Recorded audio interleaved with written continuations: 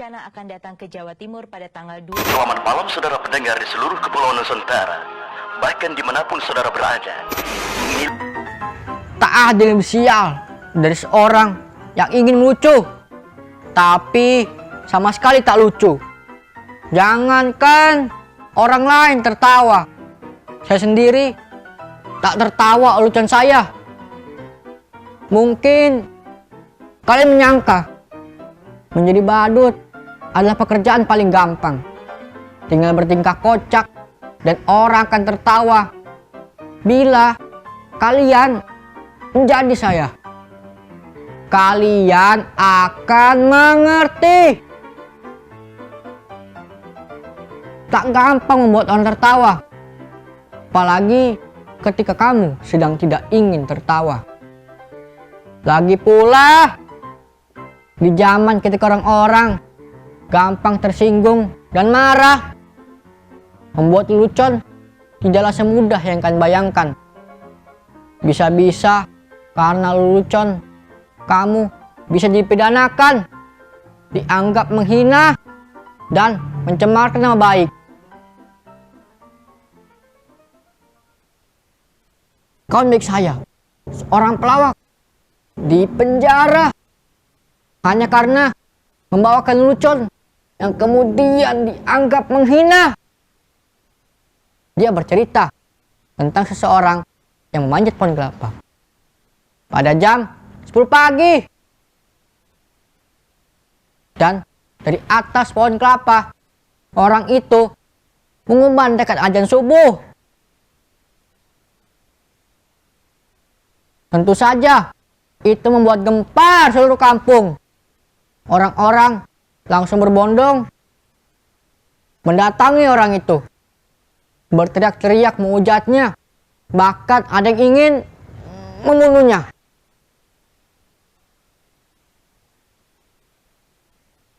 Dasar kafir, turun kamu! Begitu orang-orang kampung berteriak marah, berani-beraninya kamu melakukan penghinaan. Azan subuh jam 10 pagi. Dasar orang aneh, kafir. Tapi dengan tenang, orang itu menjawab,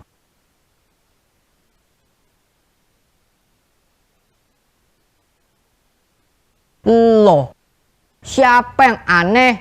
Siapa yang kafir? Coba kalian pikir, saya azan subuh jam 4 di masjid, tapi tak ada satupun dari kalian yang datang ke masjid. Begitu azan subuh jam 10, kok kalian pada berdatangan. Coba kalian pikir, siapa yang gak taat? Siapa yang aneh? Siapa yang kafir? Orang kok gampang kafirkan orang. Hanya karena berbeda menjadi bermusuhan. Orang sekarang sepertinya senang bertengkar. Kalau Descartes bilang,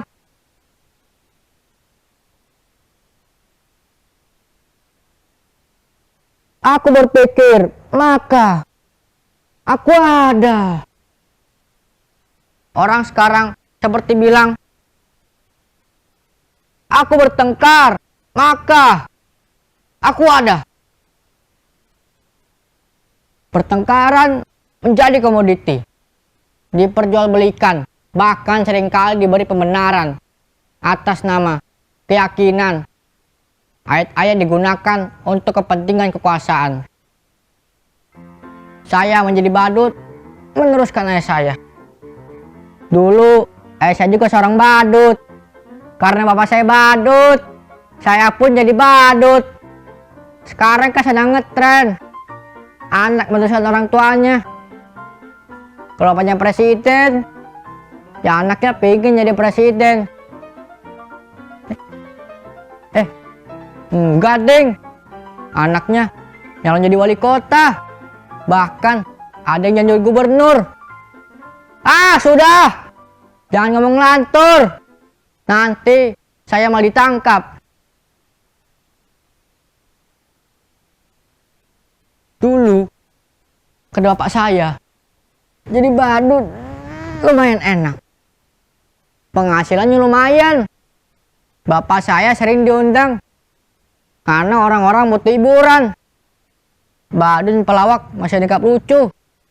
Lah, kalau sekarang pelawak saja kalah lucu sama politikus.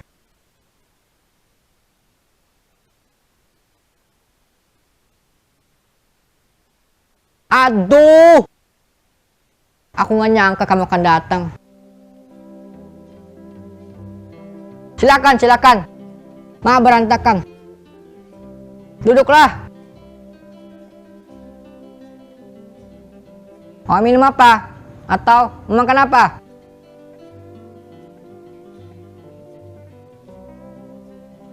Kamu nggak haus? Nggak lapar? Syukurlah. Kebetulan saya tak punya apa-apa. Tapi bisa pesan GoFood kok. Tapi kamu yang bayar ya.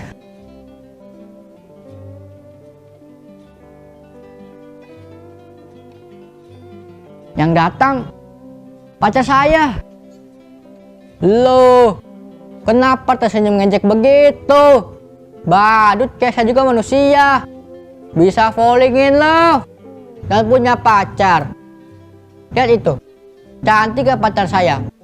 Namanya Raisa. Lengkapnya Raisa Bayar.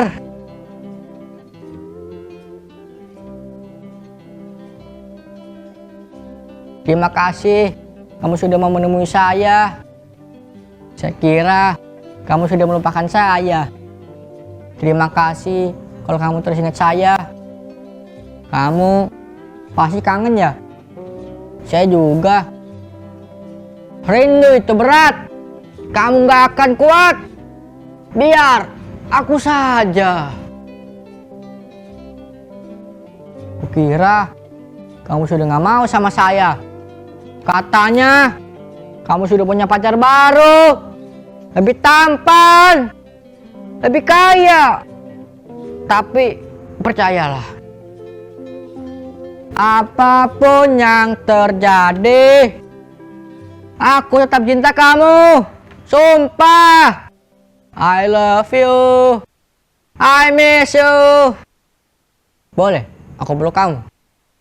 Boleh aku cium kamu?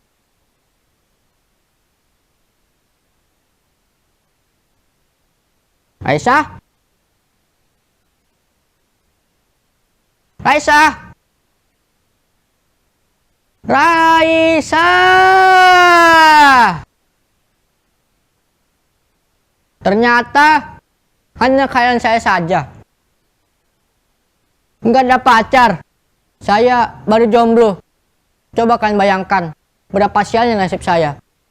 Sudah jadi badut. Jomblo pula. Nasib saya benar-benar ambyar.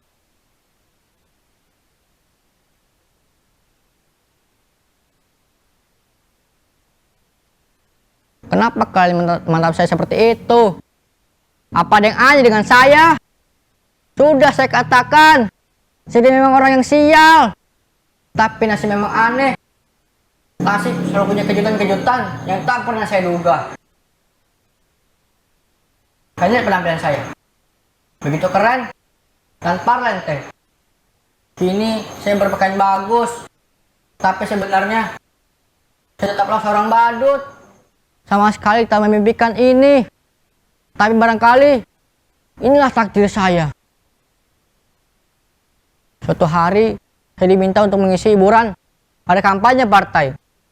Menurut saya penampilan saya biasa-biasa saja. Sama sekali tak lucu. Tapi entah kenapa semua yang hadir tertawa terpingkal-pingkal. Saya hanya menjadikan jari seperti ini. Semua orang tertawa. Saya hanya menggoyang-goyangkan punggung saya. Semua orang tertawa.